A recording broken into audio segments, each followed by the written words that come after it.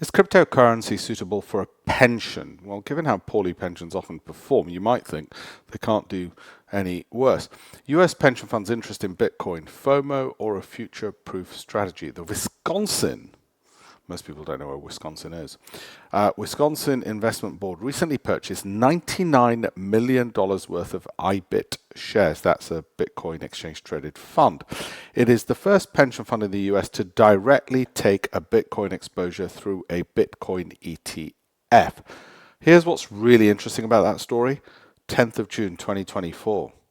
Smart move, because Bitcoin shot up since then and done rather well. I'll have to look up which way Wisconsin went in the election. Did they just know Trump was going to definitely win and loosen regulations on crypto? All I can say is, since his victory, I've definitely increased my holdings in Solana, more Ripple, more Ethereum, more Bitcoin. You might say, well, you're late and slow. Yeah, thank you very much.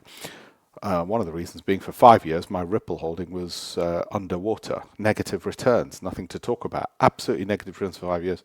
Then in the past couple of weeks, positive. Anyway, I'll look at it again in another 5 years and see what happens. It'll either be zero or it'll be ridiculously high. But that's how I treat it, not as something essential or core, but maybe icing on the cake. It's interesting. Pensions are looking at it as well. Have a look at the links in the bio.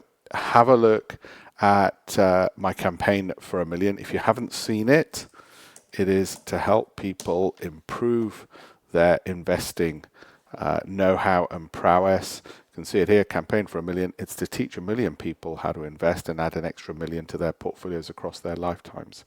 1 million times 1 million, that's 1 trillion. That's my ambition with it.